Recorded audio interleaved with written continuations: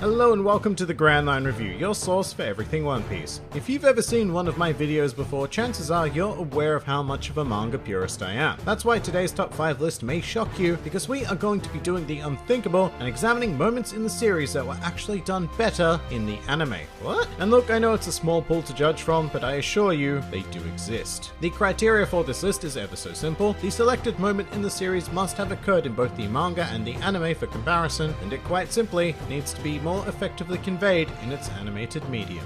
Easy as. So with that out of the way, let's begin. Welcome to the top 5 times the anime outperformed the manga. Number 5. Underworld Emperors, the musical.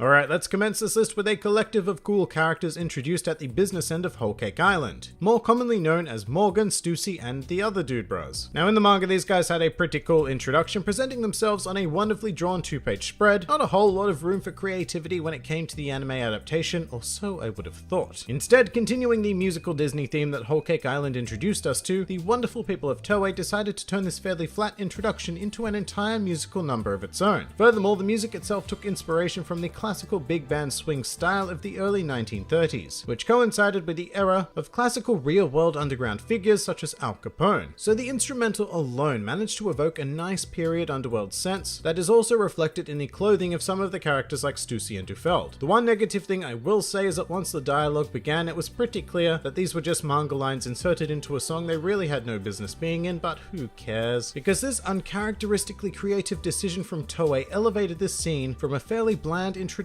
into a highly memorable and for the most part wonderfully animated scene that certainly outdoes its manga counterpart. Number 4.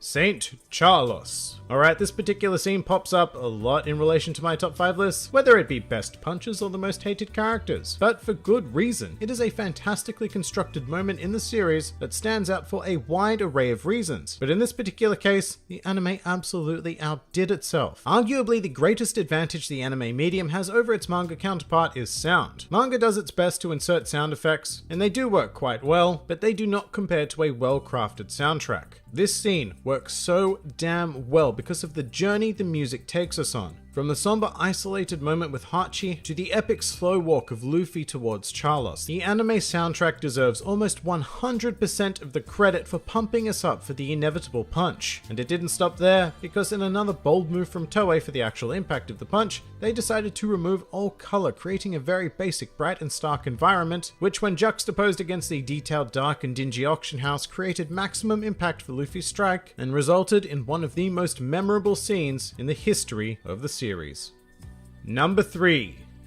Luffy versus the Admirals. I think it's fair to say that the Marineford portion of the anime is one of the most disappointing adaptations in the series, suffering extensively from long drawn-out reaction shots and other assorted filler. However, within that ever-extended arc, there were sprinkles of phenomenally animated scenes that not only do the source material justice, but even surpass it in terms of quality, and there is no greater example of this than Luffy versus the Admirals. And most of the beauty of this scene comes down to the care put into animating a detailed environment. For example, when Luffy arrives having been tossed by Jinbei, the impact of the water onto a hard surface is sublime, and when it eventually dissipates to reveal Luffy, it is a truly epic moment, particularly with the slowed down time effect that makes the water linger in the air afterwards. And a very similar animation technique is used when Luffy begins kicking the frozen mast at the Admirals, except this time with chunks of ice. It's absolutely beautiful, and it may even be worthy of the number 1 spot, except that it suffers a bit too much from Marineford syndrome. For example, there is a section in the middle of this that is simply too long and drawn out, which is the time it takes when we see Luffy landing in this position to him simply raising his head. That takes 17 seconds. 17 seconds to convey a grand total of nothing. Oh, and also the scene gets split up over 2 episodes, which is really sad because we go from beautifully well-crafted animation to whatever the next team could shit out. But let's not dwell on this fact for too long lest we become Toei. For now, I believe the initial portion of this scene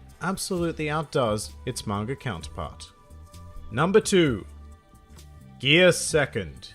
When this moment first appeared in the manga, it was mind-blowing, and as a result, the anticipation for seeing it animated was pretty damn high, and it exceeded my expectations. And just to be clear, what I'm referring to is the advent of Gear 2nd, as well as the ensuing fight against Blueno. Firstly, I thought that Luffy's coloring in Gear form was very well done by Toei, managing to find this wonderful tint of raw fleshy pink. But they also completely nailed how shiny Luffy's body becomes when using the technique. However, where they managed to exceed all expectations from me is rather simply how they conveyed the speed of Gear 2nd. Luffy's attacks came at a pace never before seen in the anime, and with the accompanying sound effects, it really makes you feel like these strikes are landing hard and fast. And the ridiculous thing is, the animation is far more simple than anything I've discussed on the list so far. What Toei managed to master in this scene is the art of pacing. Shots didn't linger, and so hard cuts became frequent, which went a long way to evoking the pure speed and impact of what was happening on screen. It is a near perfect adaptation that takes the source material and elevates it using all of the unique tools of the animated medium. If all of One Piece were adapted with the actual impact of the scene in mind like this, then it would undoubtedly be one of the greatest anime in all of history.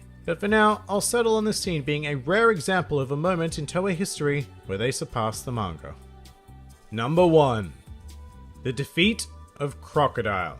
Now, I am more than likely looking at the scene with my nostalgia glasses on, but as a young teenager, I watched this episode over and over and over and over and over and over and over and over and over again. Everything about it had me hooked, from the glorious animation of Luffy soaring into the air to the classical music and even tiny details like the gruffness of Crocodile's voice as he yelled his final attack. And once again, I find myself praising the sound design, this time particularly for Luffy's punches as part of the Gomu Gomu no Storm. There's something about the particular sound they use that makes each individual punch feel so heavy, which was sorely needed when we're talking about punching one of the 7 warlords of the sea through solid bedrock. And in terms of brilliant visuals, you really can't go past the tracking shot of Luffy's punch, which bursts through the sand and lands ever so satisfactorily on Crocodile's face. To me, reading this scene in the manga is downright disappointing compared to my memory of how it played out in the anime. Both of them, by the way, because when they reanimated this scene in episode of Alabasta, it was still absolutely fantastic. Some may even argue better than the original.